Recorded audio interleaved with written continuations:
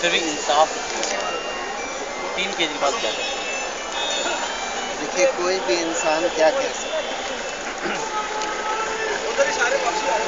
खुलेआम सबके सामने इतना बड़ा नरसंहार, 5,000 से ज़्यादा सिखों को मार दिया जाता है।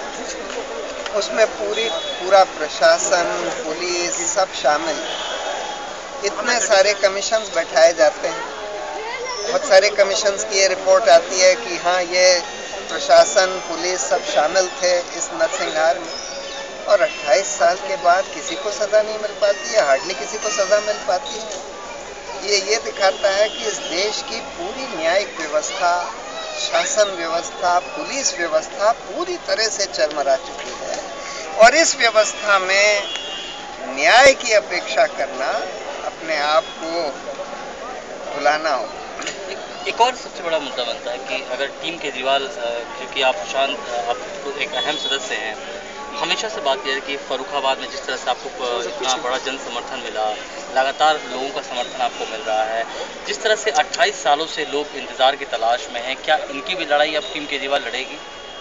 बिल्कुल लड़ेगी। हम तो हर इंसान की लड़ाई, इंसानियत की लड़ाई, न्याय की लड़ाई लड़ने के लिए तैयार हैं, और इसीलिए हम ये कह रहे हैं कि हम सत्ता परिवर्तन के लिए नहीं लड़ रहे, हम व्यवस्था परिवर्तन के लिए लड़ रहे हैं, क्योंकि इस पूरी व्यवस्था में बुनियादी बदलाव लाने की ज़रूरत है। इस लोकतांत्रिक व्यवस्था में बुनियादी बदलाव लाने की ज़रूरत है। आज लोकतंत्र का मतलब हो गया है 5 साल में एक बार वोट देकर अपने नुमाइंदे को चुन लेना, और फिर वो अगले 5 साल तक जनता की छाती पर बैठकर राज करते हैं।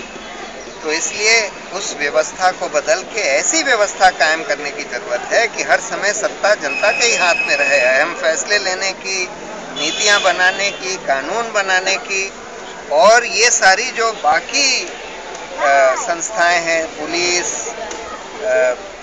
ब्यूरोक्रेसी और न्यायपालिका, इन सब में ऐसा बुनियादी सुधार करने की ज़रूरत है जिससे कि, क्योंकि ये सब संस्थाएं अंग्रेज़ों ने बनाई थी अपना कंट्रोल रखने के लिए जनता के ऊपर। स्वतंत्रता के बाद इनका बुनियादी बदलाव होना चाहिए था, जिससे कि इनकी जवाबदेही सीधी सीधी जनता के प्रति होती, लेकिन वो बदलाव किया नहीं गया।